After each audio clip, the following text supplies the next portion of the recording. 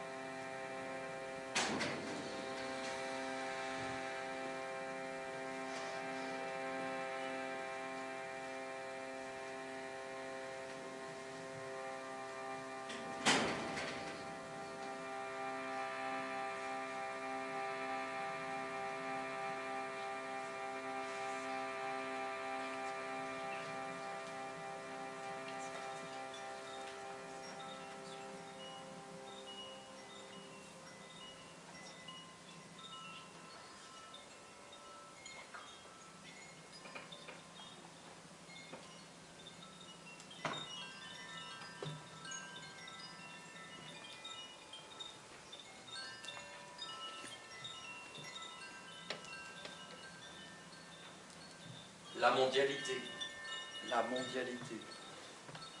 C'est l'aventure sans précédent. C'est l'aventure sans qui nous est précédent. donnée à tous aujourd'hui Qui de s'est vivre. donné à tous aujourd'hui de vivre Dans un monde qui pour la première fois dans un monde qui pour la réellement première fois et de réellement manière immédiate, et de manière immédiate, foudroyante, se conçoit à la fois multiple et unique se conçoit à la fois et multiple inextricable. et unique et inextricable. C'est aussi la nécessité pour chacun d'avoir à changer C'est ses manières la de nécessité concevoir, pour chacun d'avoir à changer ses manières de concevoir, de vivre de vivre et de réagir et de réagir dans ce monde-là. dans ce monde-là.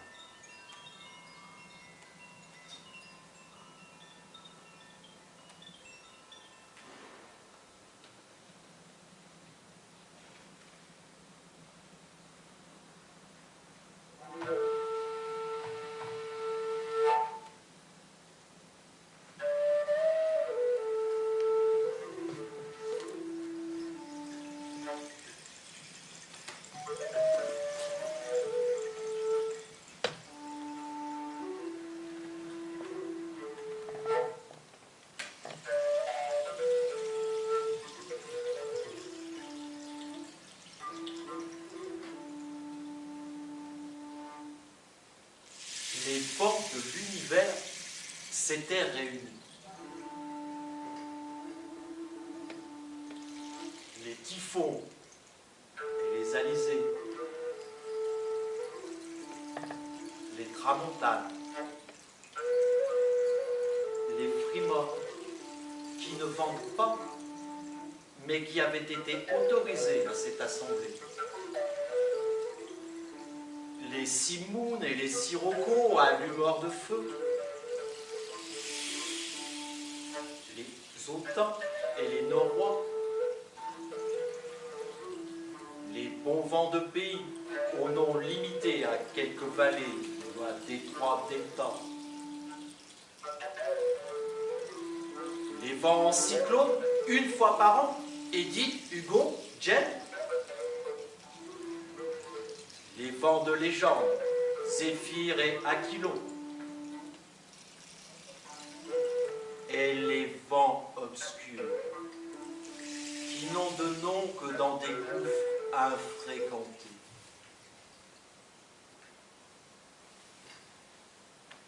Ils chantaient la grâce des déserts, l'égarement des fleuves, l'assaut des mers et la mélancolie.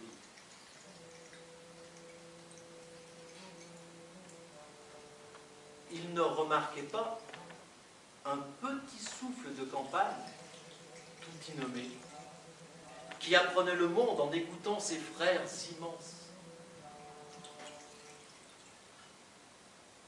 Puis, il s'élance, à son tour, au bout de la nuit, vers les îles et les mers des Méridiens et tous ces archipels, et ce qu'il a pu deviner du morne Pérou et de la Coée du Lamentin.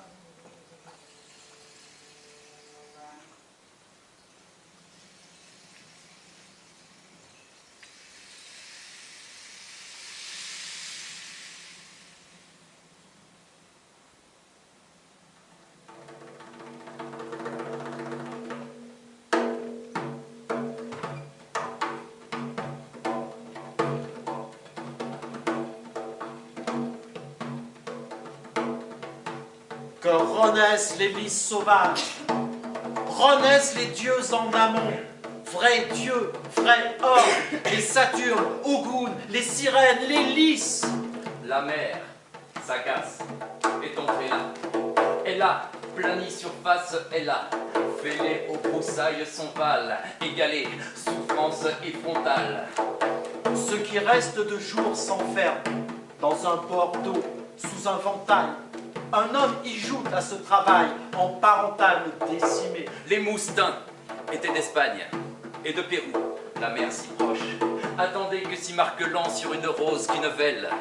Quel augure de Mélissé, la rumeur qui tarit là-bas, au nœud de branche où prend l'ennui, recroquevillé lentement. La hauteur de l'Antisque va de chaussée en golfe. Le jour a mis son eau dans la nuit claire et s'y mire de nuit sévère. Tout penche au silence et régale, à l'indécis des Vésuviers, un caribou que vent n'achève, un frais de houx qui ne dérive. Quel augure de délasser le nid où sont lassés les mots. Turbulence tourbe nouée dans une faille qui chavire. Où vont les aptes maléfices qui courent les sèves en fruits? Où les embrassures de terre, les embruns d'air déraisonnés? N'attendez que des failles accrues aux idées qui tombent des ombres, ceux-là qui poussent loin devant la paille en or au clairin dur. Il n'y faut qu'un étal de larmes, lys sauvage ou hors dans haut mont, ne faut qu'alarme et faute bise et que la rame lame au fond. Tombe, tombe, tombe, élève, rien qu'une auto, qui navigue en un pays fou. Il y mesure l'eau des mots à l'ouvrage de vos glouglous. Et revient à cadence frêle, au risque ardent de ces matins. Les coées y fuient en dérable et s'y meurtrirent les oiseaux.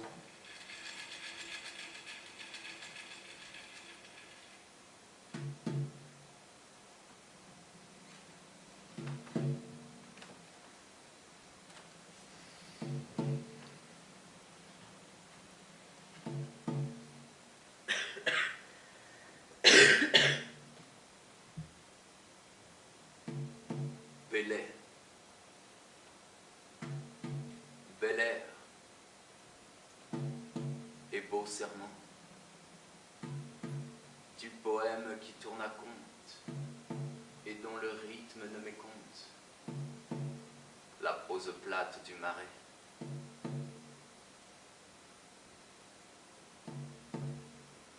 Fal,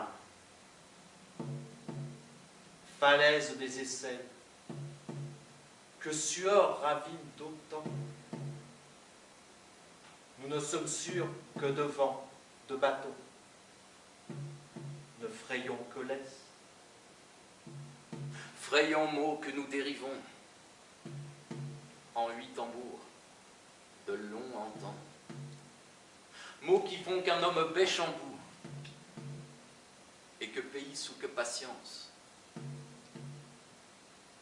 La mer remonte à tant d'enfance. Elle a pleuré sa face. Elle a tracé brousse dans Bézodin, écarissable les vases fous. Fusent les dieux loueurs de coups. Étale, noyés au chemin qui crochait les palétuviers aux épiphytes du bayou. Et que mordent les lys sauvages sous les ramiers de Bellata. La tracée mêle en son nuage l'eau qui piette au boucan d'emport.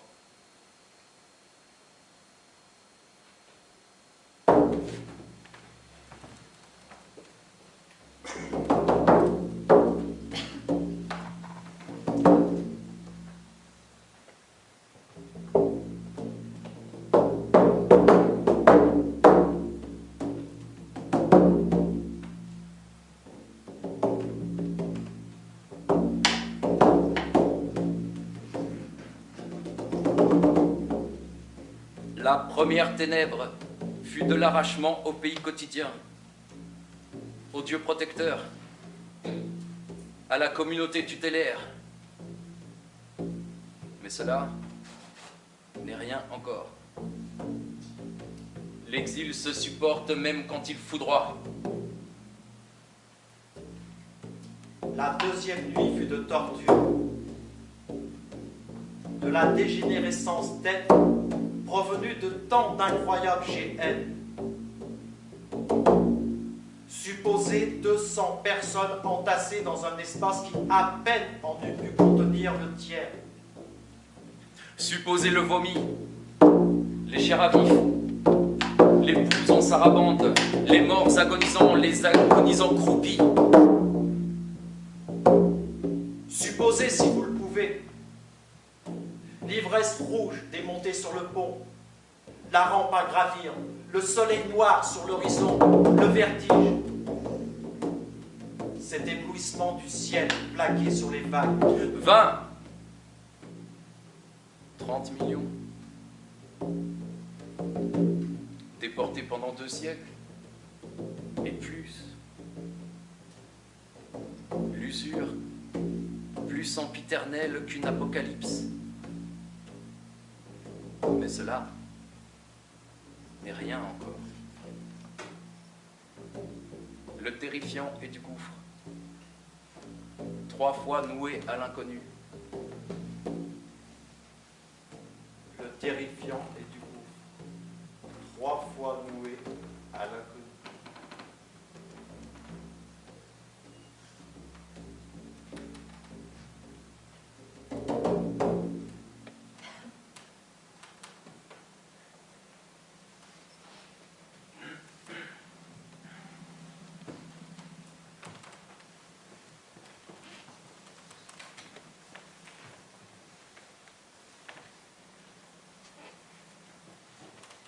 À quoi assistons-nous précisément aujourd'hui? À la naissance difficile d'une autre sorte de communauté, faite de la totalité réalisée de toutes les communautés du monde.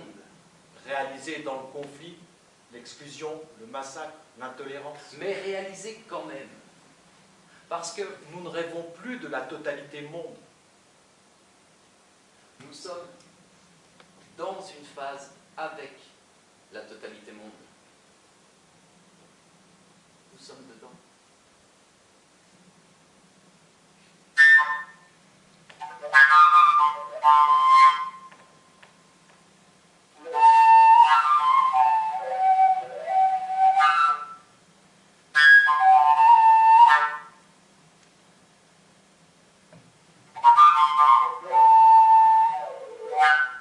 Le ventre clos de ce bateau, les peuples dominés, les peuples sans ressources. Et peut-être que les pentes de nos cavernes à venir seront d'étincelantes, vides, aveuglantes parois de verre et de néant, sans souffle, ni écho.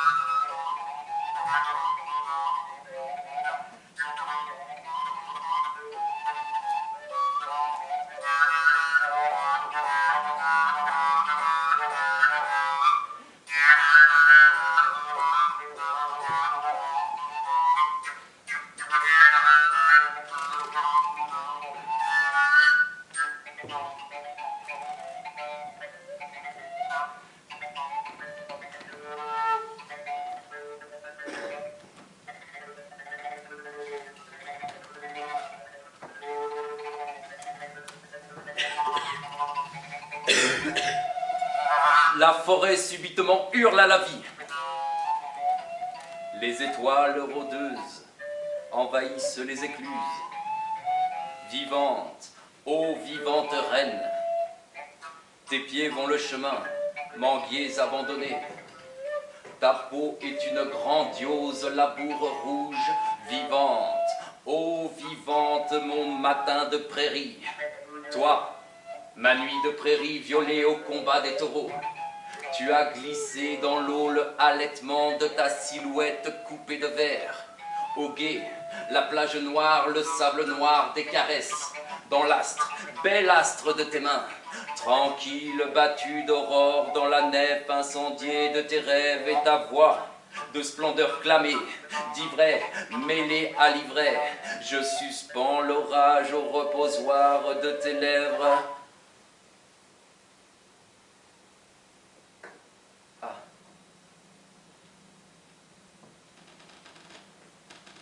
Soudain,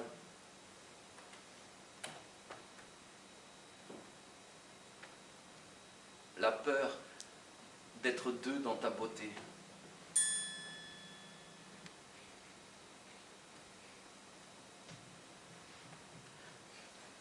L'éclair de toi, la chevelure des neiges. L'éclair de toi, air et amour entrelacés. Toi, vivante et labourée. Moi, écume de tes pas.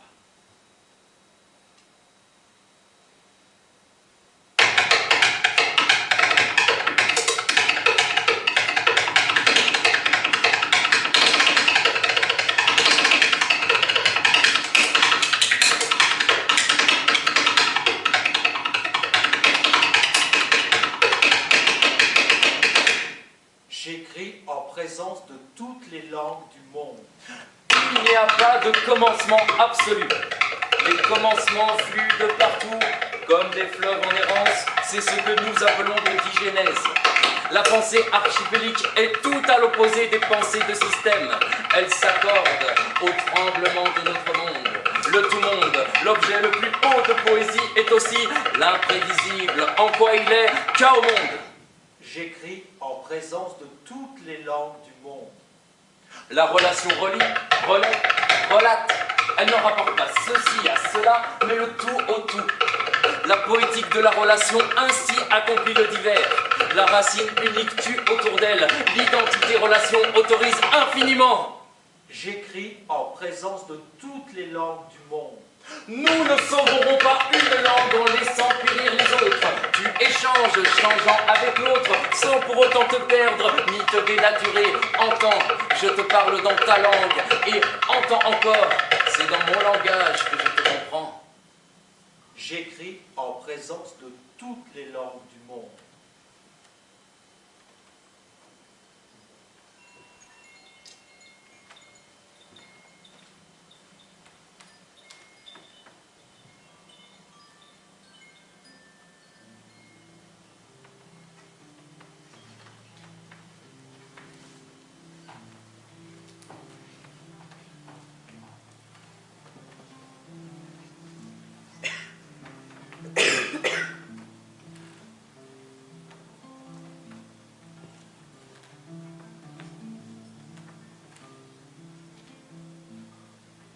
Des mages vont, qui mâchent d'herbe et de soja.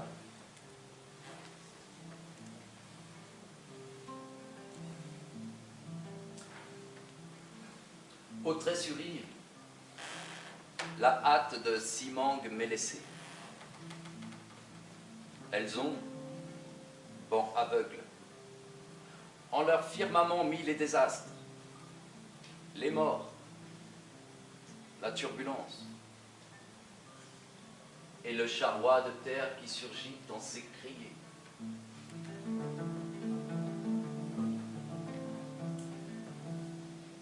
Comme savon lassé de tourner dans sa parenté, un pan d'écume en ses dallos a fait mémoire, quand les pavés vaguent au banc qu'ils ont nommé. Avons luné nos fourniments, imaginez que nous on doit lever à la voirie ardent. Quel soleil qui nous est en la fosse d'aucune igname, au nom donné au improbable lac.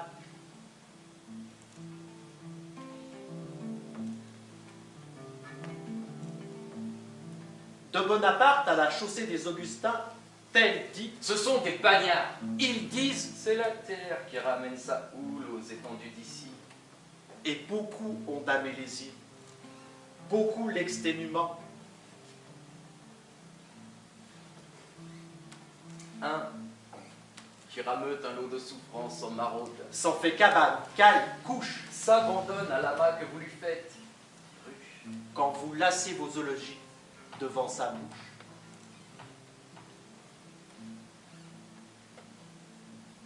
Compteur y traîne, barquant vos chaudières, coupeur de canne en malendure. Il a semé une épluchure en 3 fonds d'eau à la fontaine. Puis il navigue en Orient.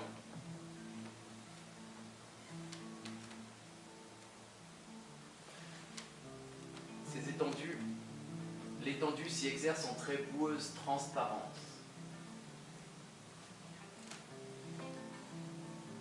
Ces songe-vents qui établissent leur encoin au frais de l'air. Leur mémoire est laurée d'un franc de plume, ces dorés bas de mur, où n'est que pousse, ni perdure nulle agrume. Comme d'ivoire montané, Comme une houe épée, comme d'ivoire non tanné. comme une houe épée.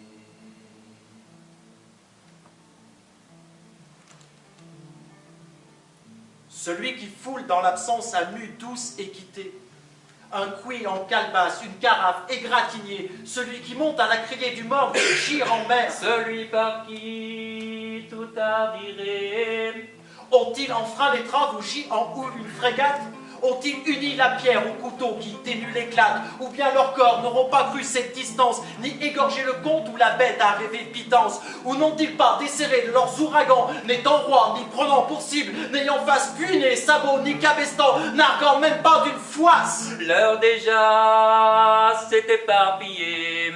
Un essaim, un regain d'orque vente l'inaperçu. Tant de fadeur à ses paupières, tendez-moi. Lassé du seul fardeau, de la seule affamée pensée. Cela qui vient n'est d'aube que pour vous.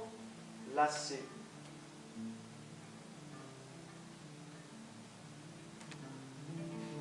Les vieux tréteaux ont balayé verdure. L'eau des profonds ressasse l'eau qui égoutte du toit, jusqu'en son antre, à contre-coup lavé.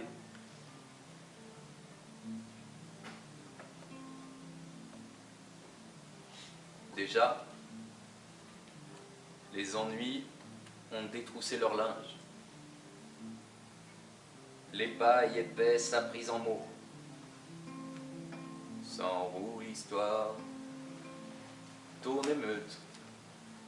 Oh, désolé, Je ne prendrai pas faire pour vous, désolé. ni ne courrai la meute. Mais son genou courtise au gras d'allô un cresson bleu, et il assemble un lot de mots, et fait le son à une courge nue d'être blette, et dit: Par où vient l'eau, ici la fête, où le licou, y va la bête. Par où vient l'eau, ici la fête, où le licou, y va la bête. entendant la parole cassée.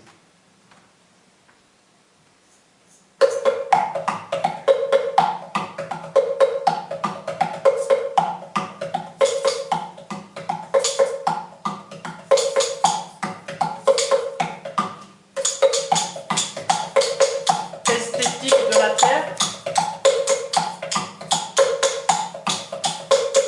dans la poussière famélique des Afriques,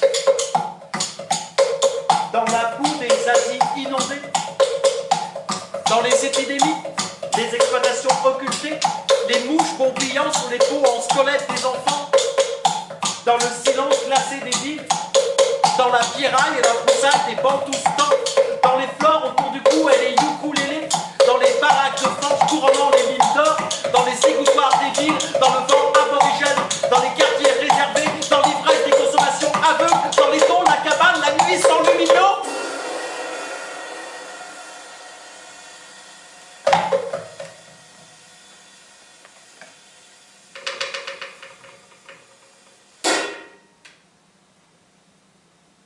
Oui, mais esthétique du bouleversement et de l'intrusion. Trouver des équivalents de fièvre pour l'idée environnement, pour ma part je ne m'entoure,